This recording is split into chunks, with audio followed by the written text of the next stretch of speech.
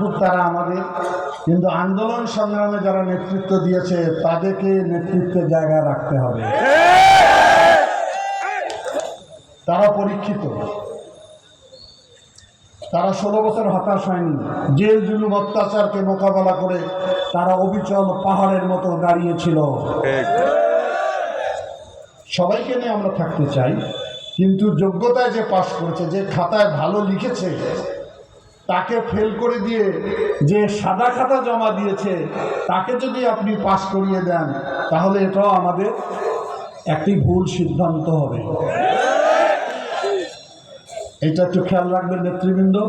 আবার তিস্তায় ফিরে আসি আমি। এই তিস্তা খুব বড় বিষয় নয়, কিন্তু ঘটনাটা বিশাল। প্রায় ডালিয়া থেকে সুন্দরগঞ্জ পর্যন্ত প্রবাহিত হয়েছে এই জেলা, এই 5টি জেলার বুক চিরে। তিস্তা নদীর প্রশস্ত এখন 8 কিলোমিটার চওড়া। চায়না বলেছিল এটাকে তারা গাইড বান দিয়ে 1.5 কিলোমিটারে নিয়ে আসবে। তাহলে কত লক্ষ হেক্টর জমি আমাদের চাষাবাদের অন্তরে আসত।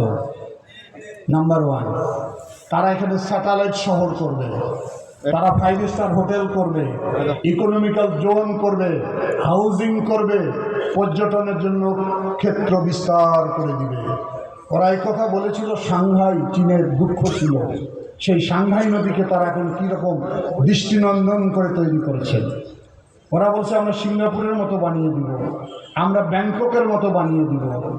এটা শেখ হাসিনার ভালো লাগে না। আমরা মনে করি এটি এখনও সম্ভাবনা রয়েছে। আমরা যদি সবাই মিলে ঐক্যবদ্ধ থাকি, আমরা যদি আন্দোলনটাকে দানা বাঁধাতে পারি, দেশের এবং আন্তর্জাতিক গণমাধ্যমে যদি প্রচার হয় যে তিস্তা পাড়ের মানুষ তিস্তা নদী সংরক্ষণের জন্য, পানির ন্যায্য হিস্যার জন্য ঐক্যবদ্ধ হয়েছে, তাহলে যে কোনো সরকার বাধ্য হবে এই দাবি মানতে।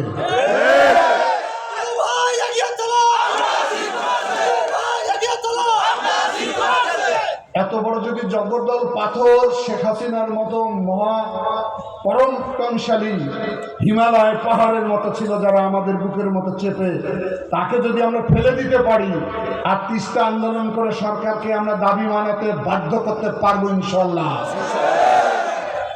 এটি হলে কি হবে? এই এলাকার মানুষের জীবন জীবিকার পরিবর্তন হয়ে যাবে। কুড়িগ্রাম, লালমনিরহাট, গাইবান্ধা, রংপুর, নীলফামারী, আমরা যদি হাজারো প্রজেক্ট করি, তার চেয়ে সবচেয়ে বেশি গ্রহণযোগ্য প্রজেক্ট হিসাবে দেখা দেবে তিস্তার মহাপরিকল্পনা। সমস্ত জিনিসের পরিবর্তন হয়ে যাবে, মানুষের কর্মসংস্থান তৈরি হবে, কৃষির উৎপাদন বাড়বে, বাংলাদেশের মানুষ কক্সবাজার না গিয়ে আসবে তিস্তা এলাকায় ভ্রমণ করার জন্য। এত বড় একটি আশা আমাদের, এত বড় একটি স্বপ্ন আমাদের সামনে দাঁড়িয়ে হাতছানি দিচ্ছে।